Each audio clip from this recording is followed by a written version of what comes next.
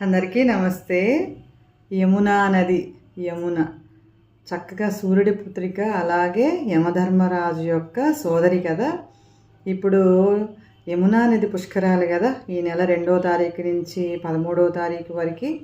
అంటే యమునా నది స్నానం చేస్తే మనకి కలిగే ప్రయోజనం, నిజంగా స్నానం చేస్తే ఏంటంటే అపమృత్యు దోషాలని తొలగతాయటండి. మనకి ఏమైనా కూడా గ్రహ దోషాలు ఏమైనా ఉన్నా కూడా ఆ గ్రహాల వల్ల కొంచెం మనకి ఏమైనా అపమృత్యు గండాలు ఉంటే తొలగుతాయట. ఎందుకంటే కార్తీక మాసంలో భగినీహస్త భోజనం చేస్తాం కదా మనం. భగినీహస్త భోజనం అంటే కార్తీక మాసం పాడ్యమి విదే రోజున యమధర్మరాజు తన చెల్లెలైన యమున ఇంటికి వచ్చి భోజనం చేస్తారు కదా.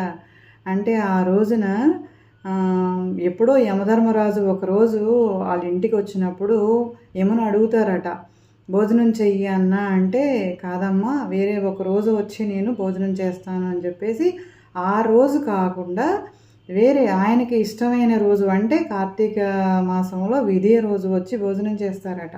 అంటే అది చెప్పకుండా చెల్లెలింటికి రావటం అన్నమాట. ఏంటంటే అప్పుడు ఆయన వచ్చి ఆవిడ దగ్గర భోజనం చేసి, అన్నయ్య వచ్చారు అంటే ఆయనకి భోజనం పెట్టి ఆశీర్వచనం తీసుకుంటాం కదా.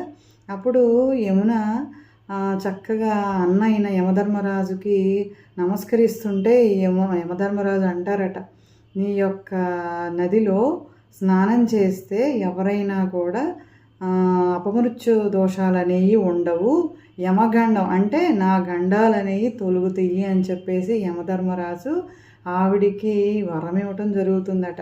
అంటే యముడు పలికితే నిజంగా యమగండం అది తప్పినట్టే కదా. కాబట్టి మనం యమునా నదిలో స్నానం చేస్తే మనకి ఏమైనా గ్రహదోషాలు ఏమైనా ఉంటే హరిస్తాయట అనమాట. ఏంటంటే నిజమే కదండి. మనమైతే వెళ్ళలేం, వెళ్తే ఓకే అదృష్టం, వెళ్ళలేకపోతే ఎవరైనా స్నానం చేసి వస్తే వాళ్ళు ఎంతో కొంత కొంచెం నీళ్ళు తీసుకొస్తారు కదా, మనం చల్లుకుంటే నిజంగా మంచిది కదా. ఇది ఒక్కటే కాదు, కృష్ణయ్య జన్మించినప్పుడు కృష్ణయ్య కంసుడి రాజ్యంలో జన్మిస్తాడు కదా అష్టమి రోజున.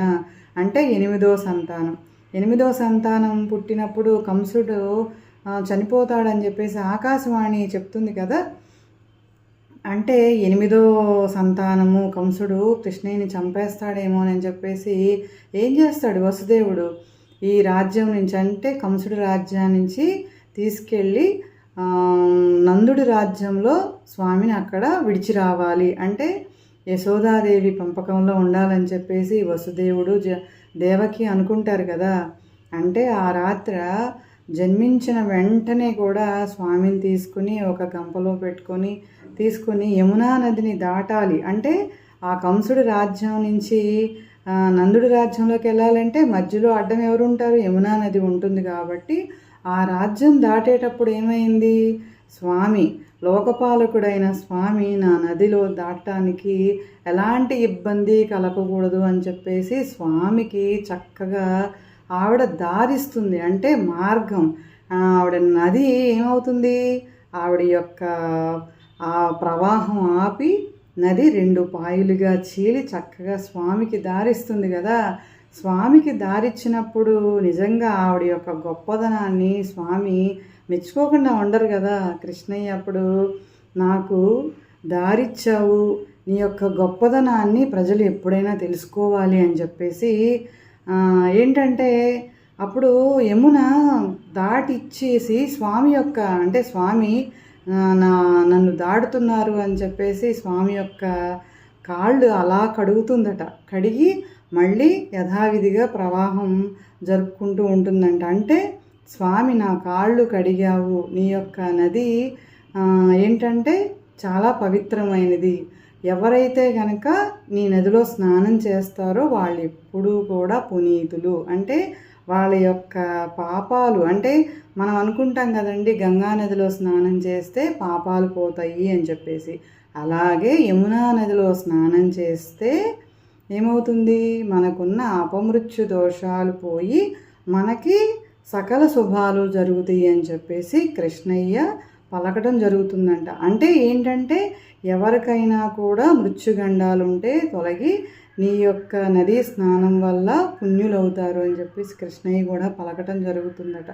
కాబట్టి నిజంగా చాలా పవిత్రమైనది. కాబట్టి యమునా నది అనగానే మనకి గుర్తొచ్చేది ఎవరు? రాధాకృష్ణులు. చక్కగా స్వామి అక్కడ వేణువు నూదుకుంటూ రాధాతోటి చక్కగా ఉంటూ ఉంటారు కదా అక్కడ. కాబట్టి కృష్ణయ్య యొక్క గొప్పదనమైన నది ఆయన పలికిన మాటతో ప్రవహించే నది. కాబట్టి ఆ నదిలో స్నానం చేస్తే చాలా ధన్యులండి. కానీ చేయలేకపోయినా కూడా ఆవిడికి ప్రణమిల్లుదాము. నిజంగా ఈ వీడియో కనుక నచ్చితే తప్పకుండా లైక్ చేయండి, షేర్ చేయండి. Thank you. మీ రజని.